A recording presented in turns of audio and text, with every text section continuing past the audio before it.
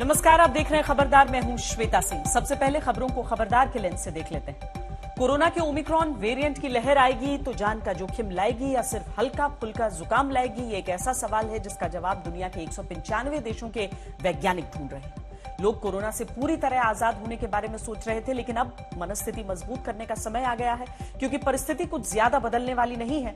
Omicron ने virus और इंसान का नॉकआउट मैच नए सिरे से शुरू कर दिया है। अच्छी बात यह है कि अब तक ओमिक्रॉन से किसी की मौत नहीं हुई है, लेकिन आगे क्या होगा फिलहाल कोई नहीं बता सकता। आज ओमिक्रॉन का स्पीड टेस्ट करेंगे। ओमिक्रॉन की वजह से तीसरी लहर आने की आशंका है, इसीलिए एक्सपर्ट्स की मदद से कुछ जरूरी सवालों का जवाब आपको देंगे। बूस्टर डोज, बच्चों की वैक्सीन और कम इम्यूनिटी वालों के लिए एडिशनल डोज को लेकर भारत का क्या प्लान है, यह भी आपको पता होना चाहिए। साथ ही लापरवाह भीड़ से भरी कुछ ग्राउंड रिपोर्ट्स भी आपको दिखाएंगे। हमारे पास जयपुर के उस परिवार की रिपोर्ट भी है जिसके 9 सदस्य ओमिक्रॉन से संक्रमित पाए गए। सबसे बड़ा विरोधाभास यह है कि इस वक्त लोग डर तो रहे हैं, लेकिन लापरवाही भी कर रहे हैं, और डर और लापरवाही एक साथ नहीं चल सकते। इसके अलावा भारत और रूस की दोस्ती के नए चैप्टर को अच्छी तरह पढ़ेंगे और समझेंगे। इस दोस्ती में डील है, डिप्लोमेसी है, AK-203 और S-400 जैसे अस्त्र शस्त्र हैं, और हिमालय सा ऊंचा राष्ट्रवाद है। पुतिन का दौरा सिर्फ 6 घंटे का है, लेकिन इस दौरे और पीएम मोदी के साथ पुतिन का दोस्ताना लंबे समय तक तमाम दूसरे देशों की गोपनीय बैठकों में चर्चा का विषय बना रहेगा। इस दोस्ती में भारत के लिए जो सबसे पॉजिटिव बात है वो है देश की बढ़ती आत्मनिर्भरता और ग्लोबल सुपर पावर्स के बीच शक्ति का संतुलन, जिससे चीन पर दबाव बढ़ेगा। इस मुलाकात के और क्या मायने हैं? आज कौन सी बड़ी डील फाइनल हुई है? यूपी का अमेठी भारत की राइफल कैपिटल कैसे बनेगा? और पुतिन के दिल्ली में होने से कौन से देश जल भुन गए हैं? ये सब सरल भाषा में आपको समझाएंगे। और देश के किसी भी हिस्से में अशांति के प्रति पूरे देश को खबरदार रहना चाहिए। इसीलिए आज आपको नागरिकों की मौत पर नागालैंड के गुस्से की रिपोर्ट दिखाएंगे और बताएंगे कि नागालैंड अचानक क्यों उबल पड़ा। और गृह मंत्री अमित शाह ने इस मामले पर संसद में क्या कहा। वैसे नागालैंड के बहाने एफ्स्पा यानी armed forces special powers act पर सियासी निशाने भी लगाए जा रहे हैं, इसे भी देखिएगा। बने चाहे दुश्मन जमाना हमारा, सलामत रहे दोस्ताना हमारा। आज भारत और रूस के संबंधों में 1980 में आई हिंदी फिल्म दोस्ताना के इस गीत की गूंज है। आज दुनिया ने देखा कि व्लादिमीर पुतिन और नरेंद्र मोदी ने कोरोना महामारी के दौर में भारत और रूस की दोस्ती को कैसे एक नया आयाम दिया। पुतिन G20 समिट के लिए रोम नहीं गए थे, वो ग्लासगो में पर्यावरण और जलवायु पर हुए COP26 सम्मेलन में भी शामिल नहीं हुए थे। हाल ही में उन्हें चीन का दौरा भी करना था, जो कि बहुत महत्वपूर्ण था, लेकिन पुतिन वहां भी नहीं गए। लेकिन पुतिन ने भारत को नजरअंदाज नहीं किया, वो गर्मजोशी के साथ भारत आए। इसीलिए सिर्फ 6 घंटे का यह दौरा अपने आप में बहुत बड़ा संदेश है। 21वें भारत रूस वार्षिक सम्मेलन में शामिल होने के लिए भारत आकर पुतिन ने संदेश दिया है कि रूस और भारत की दोस्ती अटूट है और दोनों देशों को एक दूसरे की सबसे ज्यादा जरूरत है। इस साल ये पुतिन की दूसरी विदेश यात्रा है। जून में पुतिन जिनीवा गए थे, जहां उन्होंने अमेरिकी राष्ट्रपति जो बाइडेन से मुलाकात की थी। पुतिन का रूस से निकलकर भारत आना और महत्वपूर्ण समझौता का फाइनल होना यह बताता है कि रूस और भारत रणनीतिक रूप से बहुत करीब है, और ये पार्टनरशिप दुनिया के लिए एक मैसेज है। कोविड की चुनौतियों के बावजूद भारत और रूस के संबंधों की रफ्तार में कोई बदलाव नहीं आया है। हमारी special and privilege strategic partnership निरंतर मजबूत होती गई है। इस तस्वीर के कई मायने हैं। भारत के दोस्तों के लिए यह तस्वीर दोस्ती की नई इबारत है। भारत के दुश्मनों के लिए यह तस्वीर बेचैनी बढ़ाने वाली है। नवंबर 2019 में ब्रिक्स समिट के बाद दोनों नेताओं के बीच ये पहली बातचीत है जिसमें पीएम मोदी और रूस के राष्ट्रपति पुतिन एक दूसरे के आमने सामने बैठे हैं। पिछले कई दशकों में वैश्विक स्तर पर कई फंडामेंटल बदलाव आए, कई तरह के जियोपॉलिटिकल समीकरण उभरे, किंतु इन सभी वेरिएबल्स के बीच भारत रूस मित्रता एक कांस्टेंट रही है। दोनों देशों ने न सिर्फ एक दूसरे के साथ निसंकोच सहयोग किया है, एक दूसरे की सेंसिटिविटीज का भी विशेष ख्याल रखा है। यह सचमुच इंटर स्टेट दोस्ती का एक यूनिक और विश्वस्त मॉडल है। ये समय की मांग थी कि भारत और रूस के ये दो बड़े नेता साथ मिलकर वैश्विक मुद्दों पर बात करें और रणनीतिक रूप से एक दूसरे के साथ खड़े हों। जैसे S-400 खरीद के मामले में भारत ने अमेरिका के सवालों को दरकिनार किया था, ठीक वैसे ही 21वें भारत रूस वार्षिक सम्मेलन में आकर याराना साबित करने की बारी पुतिन की थी। इंडो पैसिफिक और मिडिल ईस्ट में जो एक यूएसए और चाइना का आपस में कन्फ्रंटेशन चल रहा है, और क्योंकि अब ज्यादातर विश्व और रशिया भी हमको देखता है कि हम यूएसए के काफी नजदीक हो गए हैं, तो एक जो पूरा जो स्ट्रेटेजिक पोजीशन है और जिसमें कि इंडो पैसिफिक और मिडिल ईस्ट शामिल हैं, उसके बारे में बातचीत भी होगी। दोनों की जो मुलाकात है ये काफी एक तरह से सिग्निफिकेंट है और बहुत महत्वपूर्ण है। रूस और भारत के बीच 2+2 वार्ता हुई है, जिसमें रक्षा सहयोग और विदेश मामलों पर बात हुई है। रूस के रक्षा मंत्री सर्गेई शोइगु और विदेश मंत्री सर्गेई लावरोव भी भारत आए हुए हैं। इन दोनों मंत्रियों ने भारत में अपने समकक्ष रक्षा मंत्री राजनाथ सिंह और विदेश मंत्री एस जयशंकर से मुलाकात की। भारत अभी तक इस तरह की बातचीत चुनिंदा देशों के साथ ही करता रहा है। ये पहली बार है जब रूस के साथ ऐसी औपचारिक बातचीत हुई है। ये संबंध हमारे यूनाइटेड स्टेट्स के साथ हैं, उसी स्तर पर आ गए हैं, और ये हो सकता है क्योंकि इस संबंध में एनर्जी भी शामिल है। साथ इनने हमारे साथ जो टेक्नोलॉजी का शेयर किया है वो अन्य किसी देश ने नहीं किया है उस हद तक। न्यूक्लियर सबमरीन हम इनकी चला रहे हैं लीज पे लेकर। हमारे सारे रॉकेट्स और मिसाइल टेक्नोलॉजी जिसमें भारत विश्व के उच्चतम देशों में है, उसमें भी इनके साथ सहयोग मिला था। अब ये हमारे हथियार बनाने के लिए भी टेक्नोलॉजी दे रहे हैं। तो मुख्य बिंदु ये देखने का है कि जो आधारभूत बातें होती हैं, जिसको अंग्रेजी में फाउंडेशनल कहते हैं, वहाँ हमारा रशिया के साथ संबंध है और बढ़ रहा है। 6-7 घंटे के पुतिन के दौरे में रूस और भारत के बीच कई महत्वपूर्ण मुद्दों पर चर्चा हुई। मूल रूप से भारत और रूस ने सैन्य क्षेत्र में सहयोग और तकनीकी पार्टनरशिप पर बात की। अंतरिक्ष और ऊर्जा के क्षेत्र में साथ मिलकर काम करने पर बात हुई है। अफगानिस्तान को लेकर भी दोनों देशों के बीच बातचीत हुई। आर्थिक क्षेत्र में भी अपने रिश्तों को और घनिष्ठ बनाने के लिए हम एक लॉन्ग टर्म विजन अपना रहे हैं। हमने 2025 तक $30 बिलियन के ट्रेड और $50 बिलियन के निवेश का लक्ष्य रखा है। इन लक्ष्यों तक पहुंचने के लिए हमें अपनी बिजनेस कम्युनिटीज को गाइड करना चाहिए। विभिन्न सेक्टरों में आज हुए हमारे समझौतों से इसमें मदद मिलेगी। मेक इन इंडिया कार्यक्रम के तहत को डेवलपमेंट और को प्रोडक्शन से हमारा रक्षा सहयोग और मजबूत हो रहा है। स्पेस और सिविल न्यूक्लियर क्षेत्रों में भी हमारा सहयोग आगे बढ़ रहा है। एक्सपर्ट्स का मानना है कि रूस भी भारत के साथ अपनी दोस्ती को मजबूत बनाए रखना चाहता है।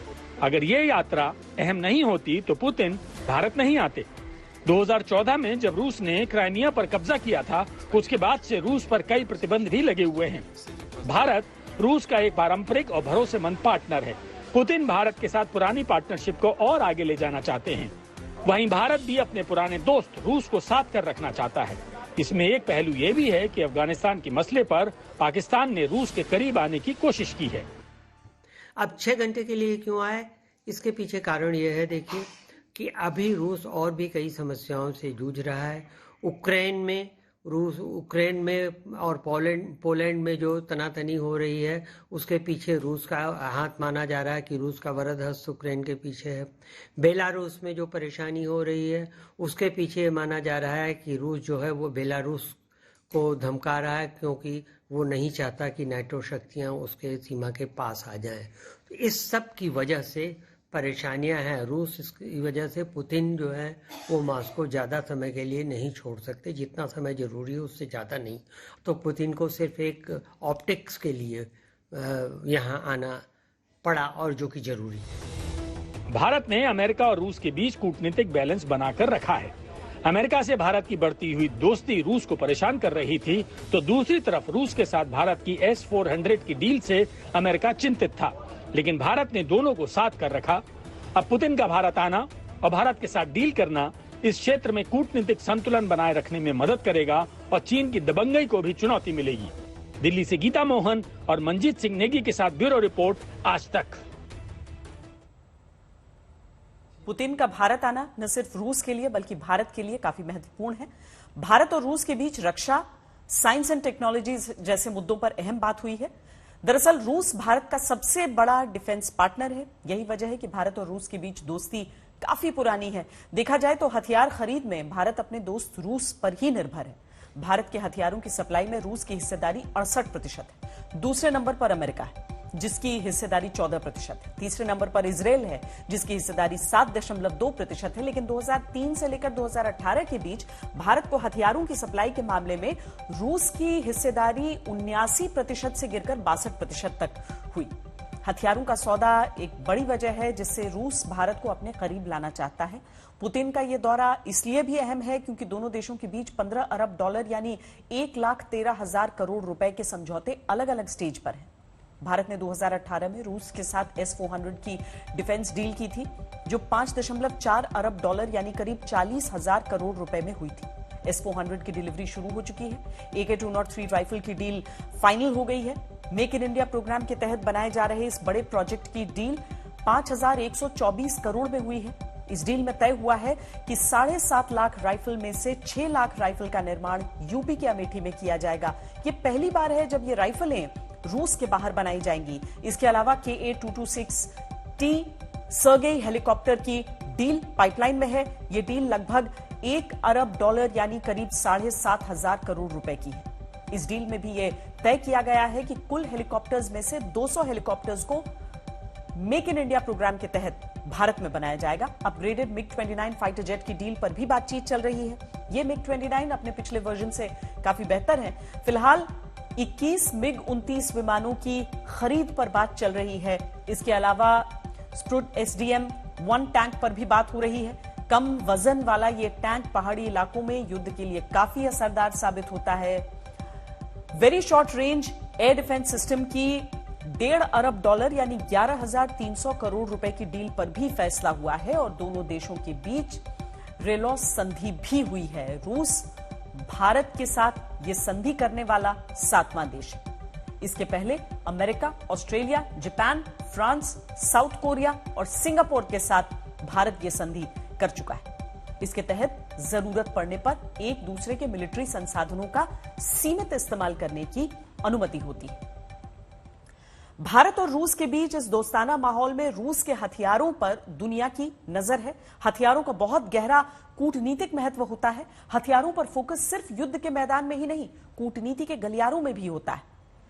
रूस के ये हथियार हैं S-400 air defence system, AK-203 rifle और S-500 एयर डिफेंस सिस्टम। फिलहाल भारत को रूस से S-400 मिलने लगे हैं। AK-203 की डील फाइनल हो गई है जबकि S-500 से भविष्य के तार जुड़े हुए हैं। इसके बारे में हम आपको आगे बताएंगे, लेकिन पहले आपको S-400 के बारे में पता होना चाहिए। भारत रूस से 5 S-400 डिफेंस सिस्टम खरीद रहा है। इसकी लागत करीब 40,000 करोड़ रुपए है। S-400 मिसाइल सिस्टम दुनिया का एक बेहतरीन एयर डिफेंस सिस्टम माना जाता है। इसकी मिसाइल से एक साथ कई हवाई हमले जैसे दुश्मन के फाइटर प्लेन और क्रूज मिसाइलों को हवा में ही खत्म किया जा सकता है। S-400 मिसाइल सिस्टम 400 किलोमीटर की दूरी तक अपने 300 टारगेट्स का पता लगा सकता है और इन्हें कुछ ही मिनटों में खत्म भी कर सकता है। जहां तक हमले की रेंज की बात है तो S-400 सिस्टम में 4 तरह की मिसाइलें लगी हैं जो 40 किलोमीटर से लेकर 400 किलोमीटर की दूरी तक अपने दुश्मन को खत्म कर सकती है। यानी दुश्मन की दूरी के हिसाब से हमले की रेंज को बदला जा सकता है। ऊंचाई की बात करें तो S-400 से निकली मिसाइलें धरती से 100 फीट की ऊंचाई से लेकर 40,000 फीट की ऊंचाई तक उड़ने वाले दुश्मन के फाइटर प्लेन और मिसाइलों को खत्म कर सकती हैं। सबसे खास बात यह है कि S-400 मिसाइल एक मोबाइल लॉन्चर पर फिट है, यानी इसे बड़ी आसानी से कहीं भी ले जाया जा सकता है। S-400 की डील हो चुकी है। जल्द ही वो भारतीय सीमाओं पर तैनात भी नजर आएंगे, लेकिन चीन, पाकिस्तान और अमेरिका की सबसे बड़ी परेशानी S-400 नहीं बल्कि S-500 एयर डिफेंस सिस्टम है। भारत की नजर रूस के सुपर एडवांस्ड S-500 और S-500 SAM पर टिकी है। ये एयर डिफेंस सिस्टम अपने पिछले वर्जन से ज्यादा ताकतवर है। मोटे तौर पर आप ये समझ लीजिए कि अगर भारत और रूस के बीच S-500 की डील हो जाए तो भारत एयर डिफेंस के मामले में चीन से आगे हो जाएगा। S-400 की डील के समय भी भारत और रूस के बीच जो बातचीत होती थी उसकी एक भी बात बाहर नहीं आई। चीन और अमेरिका की तरफ से विरोध हुआ, लेकिन इसके बावजूद भारत और रूस की डील पूरी हुई। ठीक इसी तरह S-500 के मामले में भी गुप्त रूप से बातचीत चल रही है। S-500 रूस का सबसे ताकतवर एयर डिफेंस सिस्टम है। इसकी ऑपरेशनल रेंज 600 किलोमीटर है। इससे निकली मिसाइलों की रफ्तार 7 किलोमीटर प्रति सेकंड है। ये एक साथ 10 बैलिस्टिक सुपरसोनिक मिसाइल को मार गिरा सकती है। दावा तो यह भी है कि ये 5th जनरेशन स्टेल्थ एयरक्राफ्ट को गिरा सकता है। इसके अलावा ये लो अर्थ ऑर्बिट सैटेलाइट तक को मार सकता है। रूस ने S-500 का टेस्ट इसी साल जुलाई में किया था। हाल ही में इसको रूस ने अपनी सेना में शामिल किया, जिसकी वजह से वो दुनिया की दूसरी महाशक्तियों से थोड़ा आगे निकल गया है। ऐसे में भारत और रूस के बीच S-500 की डील हुई तो भारत वो पहला देश होगा जिसके पास रूस का ये सबसे ताकतवर एयर डिफेंस सिस्टम होगा। इस डील के साथ भारत ये शर्त भी रख सकता है कि ये एयर डिफेंस सिस्टम चीन या पाकिस्तान को कभी न दिया जाए। जमीनी हमले में भारतीय सेना की वीरता का कोई मुकाबला ही नहीं, ये बात पूरी दुनिया जानती है। लेकिन भारतीय सेना के जवानों के पास जो राइफल है उसकी तकनीक बदलते समय के साथ पुरानी हो गई है। भारतीय सेना पिछले काफी समय से ऐसी राइफल्स की तलाश कर रही थी जो भविष्य में होने वाले युद्ध में भारत को रणनीतिक फायदा पहुंचा सके। ये तलाश रूस की AK-203 पर जाकर पूरी हुई। ऑटोमेटिक क्लाशनिकोव सीरीज की 203 राइफल अब तक की सबसे एडवांस राइफल मानी जाती है। AK-47 इस सीरीज का सबसे बेसिक मॉडल रहा है, जिसका इस्तेमाल काफी समय से अब सेना कर रही है। इसके बाद AK-57, 74, 100 और 200 सीरीज भी आ चुकी है। लेकिन इन सब में सबसे खतरनाक AK-203 राइफल को माना जा रहा है। अब जल्द ही इस राइफल सेना के जवानों के हाथों में नजर आएगी। इस राइफल की डील फाइनल है और इस पर आज हस्ताक्षर हुए हैं।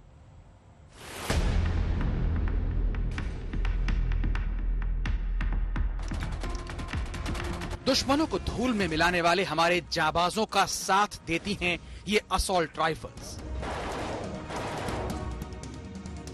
जब तक ये गरजती हैं, तब तक दुश्मन की बोलती बंद रहती है।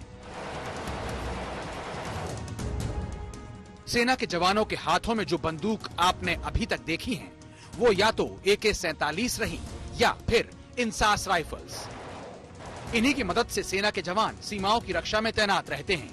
किसी भी तरह के दुश्मन को भारतीय सीमा में घुसने नहीं देते और उन्हें गोलियों से ताबड़तोड़ जवाब भी देते हैं। लेकिन वक्त के साथ भारतीय सेना को नई असॉल्ट राइफल्स की जरूरत महसूस होने लगी थी। बड़ा सवाल ये था कि सेना की इस जरूरत को कैसे और कहां से पूरा किया जाए। नए जमाने के युद्ध के लिए सेना को अपडेट और अपग्रेड करना आसान नहीं होता। जब बात AK-47 या इंसास की जगह लेने की हो, तब सिर्फ एक ही विकल्प नजर आया और वो है कलाशनिकोव कंपनी की AK-203।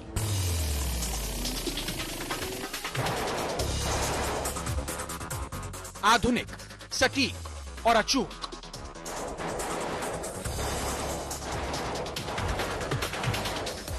भारतीय सेना के हाथों में ये ताकतवर हथियार जल्द ही नजर आने वाला है।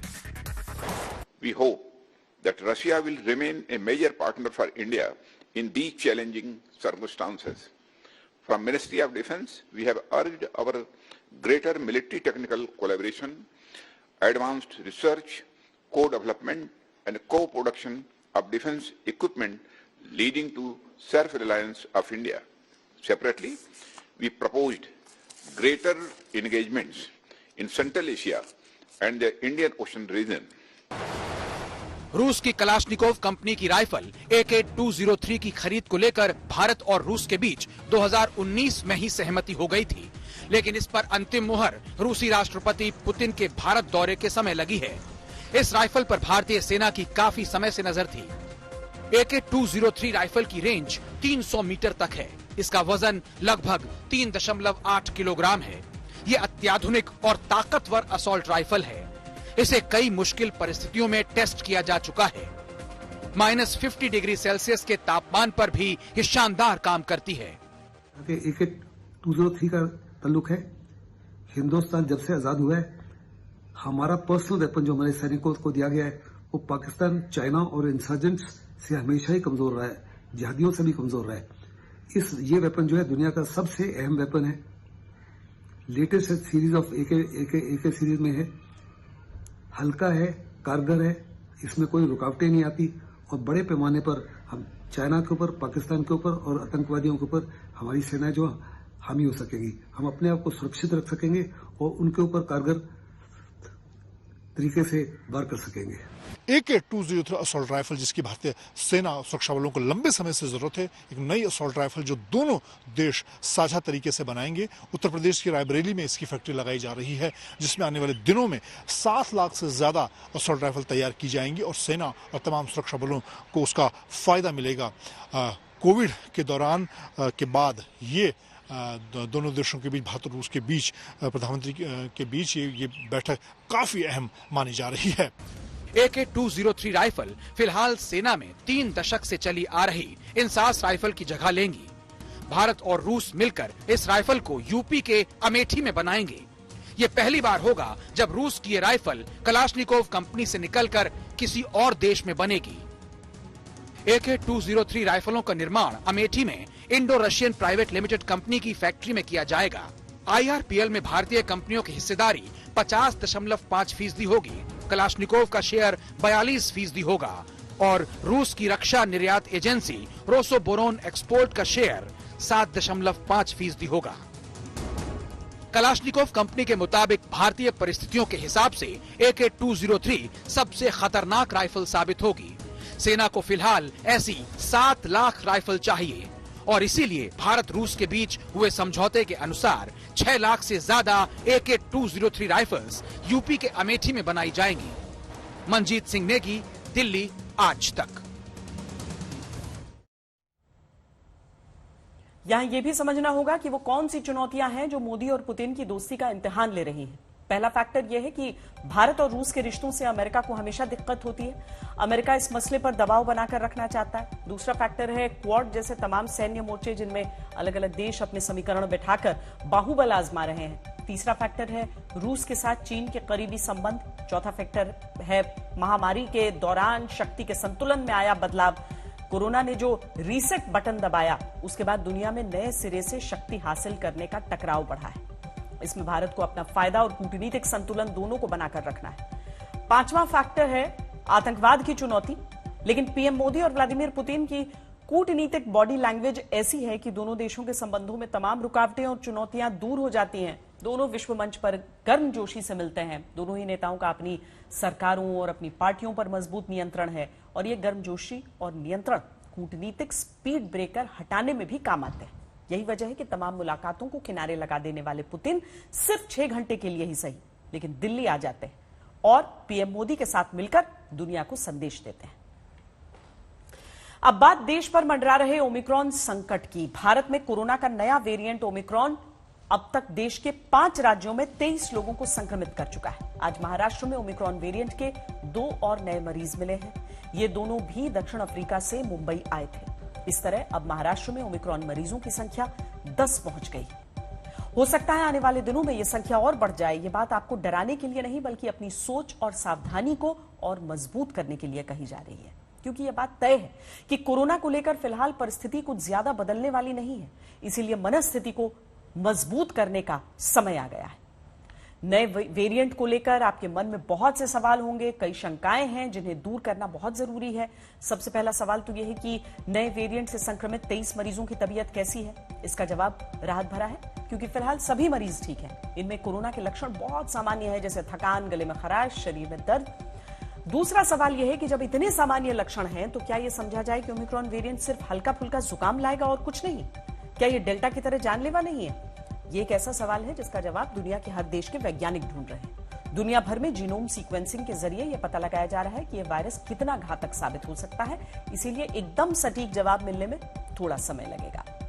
तीसरा और सबसे जरूरी सवाल यह है कि जिस स्पीड से भारत में ओमिक्रॉन वेरिएंट के केस बढ़ रहे हैं, क्या इससे देश में तीसरी लहर आ सकती है? इस पर IIT कानपुर की एक स्टडी कहती है कि देश में अगले साल जनवरी-फरवरी में तीसरी लहर आ सकती है। लेकिन उम्मीद जगाने वाली बात यह है कि तीसरी लहर 2021 में आई दूसरी लहर की तुलना में कमजोर होने की ज्यादा संभावना है। इस पर अभी आकलन चल रहा है।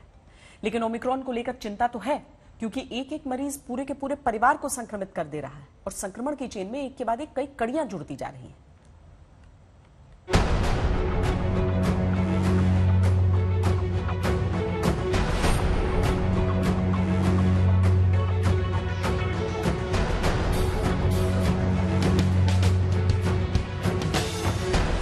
2 दिसंबर को देश में ओमिक्रॉन के 2 केस थे, लेकिन 4 दिन बाद 5 दिसंबर को ये संख्या 21 हो गई। लेकिन आज महाराष्ट्र में 2 केस आने के बाद कुल मरीजों की संख्या 23 पहुंच चुकी है, यानी सीधे 10 गुना की बढ़ोतरी। सिर्फ 5 दिनों में दक्षिण अफ्रीका से आए ओमिक्रॉन का हमला 5 राज्यों पर हो चुका है। ये संकेत है कि देश में ओमिक्रॉन के मामले बढ़ रहे हैं। देश में सबसे पहले ओमिक्रॉन ने कर्नाटक में दस्तक दी, जब दक्षिण अफ्रीका से आए 2 लोग ओमिक्रॉन से संक्रमित मिले। इसके बाद महाराष्ट्र, गुजरात, दिल्ली के अलावा ये वेरिएंट राजस्थान तक पहुंच गया, जहां एक ही परिवार के 9 लोग ओमिक्रॉन संक्रमित मिले हैं। ये लोग 25 नवंबर को दक्षिण अफ्रीका से दुबई होते हुए जयपुर आए। इसमें एक ही परिवार के 4 लोग पॉजिटिव आए हैं, जिसमें पति पत्नी समेत 8 साल और 15 साल की 2 बच्चियां भी पॉजिटिव मिली हैं। इन 4 लोगों से ये वेरिएंट परिवार के ही 5 और लोगों में फैल गया। राहत की बात यह है कि इन सभी लोगों में कोरोना के मामूली लक्षण हैं।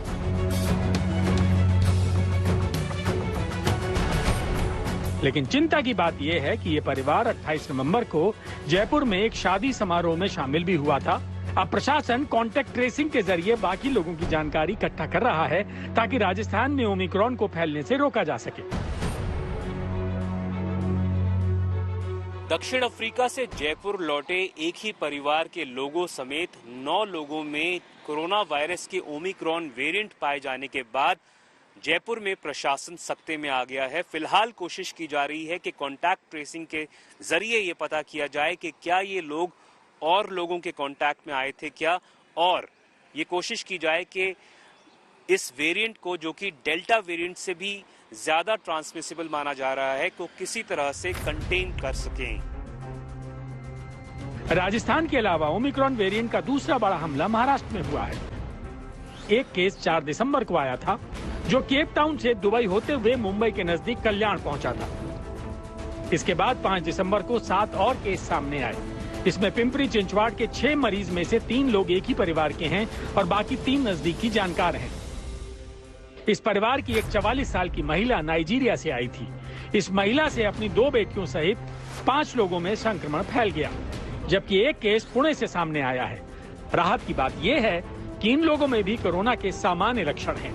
हालांकि इनमें से 3 लोगों को वैक्सीन की एक भी डोज नहीं लगी है, जबकि आज आए 2 नए मरीज जोहानिसबर्ग से मुंबई आए थे, लेकिन इन्हें वैक्सीन की दोनों डोज लगाई जा चुकी हैं।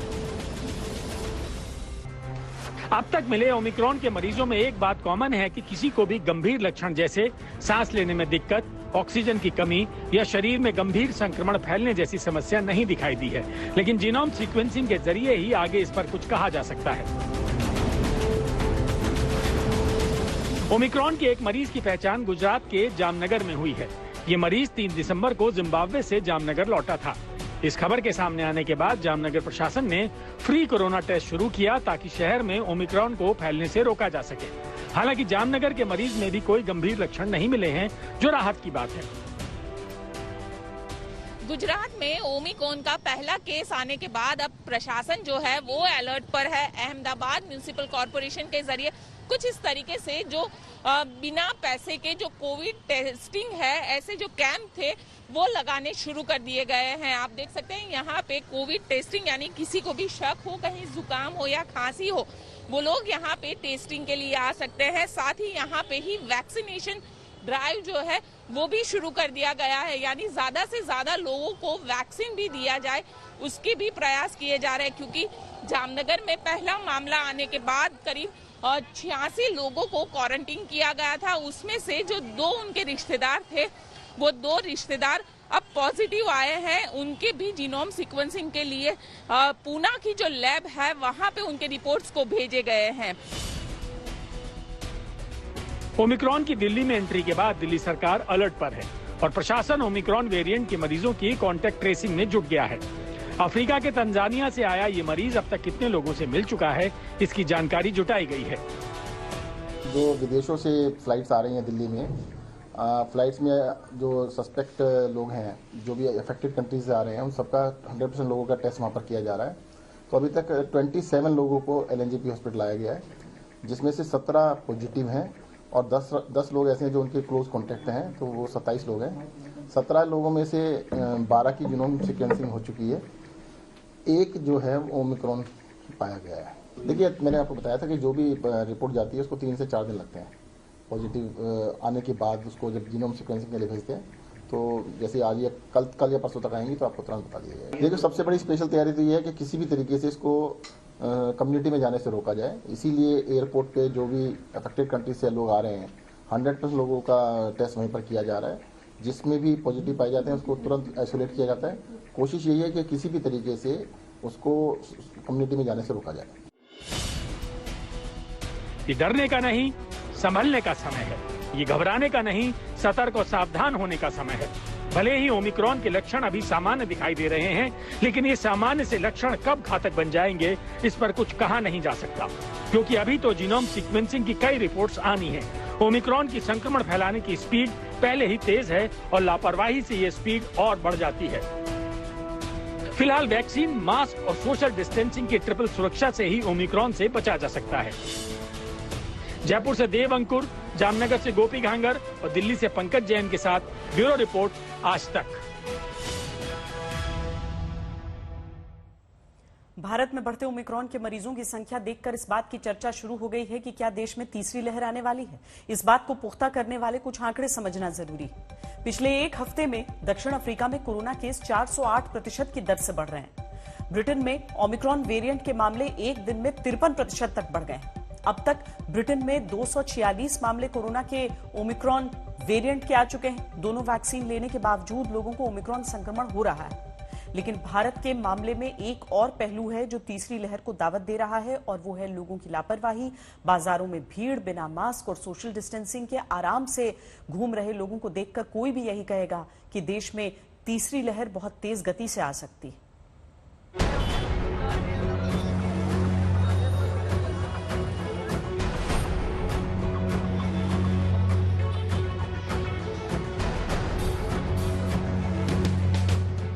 कोरोना की तीसरी लहर जब भी आएगी, आपकी लापरवाही ही उसे लाएगी।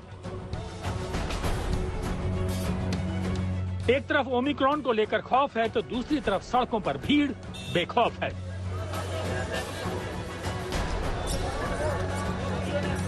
न 2 गज की दूरी है, न ही चेहरे पर मास्क। दिल्ली में ओमिक्रॉन का वेरिएंट आ चुका है। अस्पताल में मरीज का इलाज चल रहा है। सरकार उन लोगों को ढूंढ रही है जो इस मरीज के संपर्क में आए हैं, ताकि दिल्ली को बचाया जा सके। लेकिन दिल्ली तो बेखौफ है।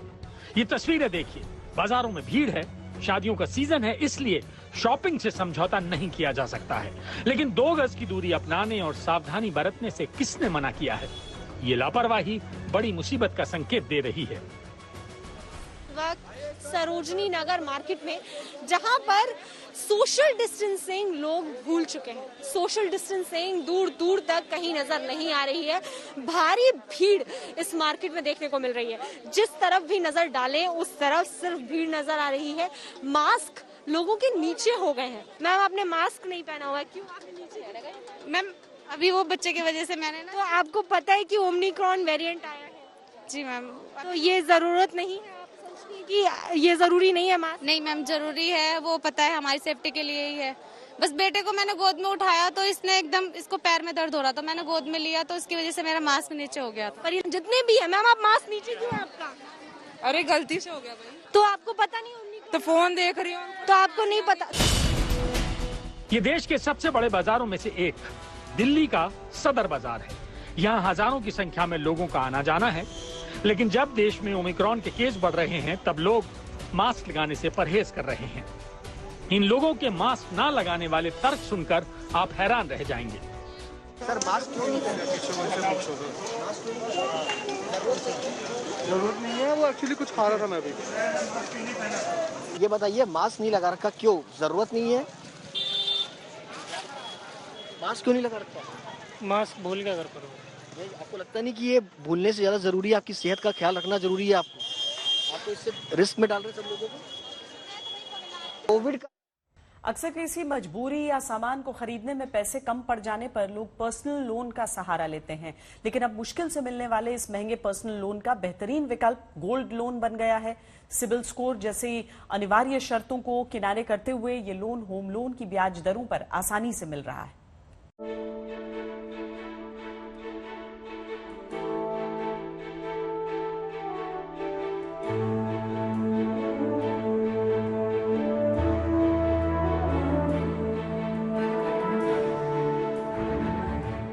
अचानक रकम की जरूरत पड़ने पर अक्सर लोग पर्सनल लोन के विकल्प को आजमाते हैं, लेकिन पर्सनल लोन मिलना इतना आसान नहीं होता। सबसे पहले तो इसकी ऊंची ब्याज दर लोगों की मुश्किल की वजह बन जाती है। इसके अलावा कई बार सिविल स्कोर सही ना होना या कम आमदनी और दूसरी वजहों से लोन की एलिजिबिलिटी ना होने पर भी पर्सनल लोन मिलना मुश्किल होता है। लेकिन पर्सनल लोन की इन सभी दिक्कतों को दूर करने का जिम्मा अब गोल्ड लोन उठा रहा है। इसमें ब्याज दर तो कम है, साथ ही ये मिल भी आसानी से जाता है। दरअसल गोल्ड लोन सिक्योर लोन की कैटेगरी में आता है। ऐसे में गोल्ड लोन के लिए सिविल स्कोर कोई मायने नहीं रखता। साथ ही ये पर्सनल लोन के मुकाबले आसानी से और कम ब्याज पर मिल जाता है। सबसे पहले ब्याज दरों की बात करते हैं। मौजूदा माहौल में गोल्ड लोन बेहद कम दरों पर मिल रहा है। सबसे सस्ता गोल्ड लोन इस वक्त मणिपुरम और मुथूट फाइनेंस से 6.90% पर मिल रहा है, जबकि मुथूट फाइनेंस से पर्सनल लोन न्यूनतम 14% पर मिलेगा। पंजाब एंड सिंध बैंक से गोल्ड लोन 7% और कैनरा बैंक से 7.35% पर मिलेगा। वहीं SBI से 7.5% पर गोल्ड लोन मिलेगा, जबकि पर्सनल लोन के लिए 9.6 से 13.85% की ब्याज दर चुकानी होगी। PNB से गोल्ड लोन 8.7% पर, जबकि पर्सनल लोन 8.9 से 14.5% पर मिलेगा। और ICICI से गोल्ड लोन 9% पर मिल रहा है, जबकि यहाँ पर पर्सनल लोन 10.5 से लेकर 19% पर मिल रहा है। ऐसे में समझा जा सकता है कि गोल्ड लोन मिलना तो आसान है ही, साथ ही ये पर्सनल लोन के मुकाबले सस्ता भी मिलेगा। हालांकि ऐसा नहीं है कि गोल्ड लोन पूरी तरह फायदे का सौदा है। इसकी भी कुछ सीमाएं हैं जिनका ध्यान ग्राहकों को रखना जरूरी है। समय पर गोल्ड लोन का भुगतान न करने पर कर्ज देने वाली कंपनी को ग्राहक का सोना बेचने का अधिकार है। सोने की कीमतें गिरने पर बैंक या फाइनेंस कंपनी ग्राहक से अतिरिक्त सोना गिरवी रखने के लिए भी कह सकता है। गोल्ड ज्वेलरी की वैल्यू का 90% तक कर्ज मिलेगा। गोल्ड लोन के लिए न्यूनतम 18 कैरेट शुद्ध सोना गिरवी रखना होता है। बैंक या NBFC गोल्ड बार को गिरवी नहीं रखते हैं। ये केवल ज्वेलरी और सोने के सिक्कों के बदले में ही लोन देते हैं। ब्यूरो रिपोर्ट, आज तक। खबरदार में आज के लिए इतना ही। देश और दुनिया की बाकी खबरों के लिए आप देखते रहिए आज तक।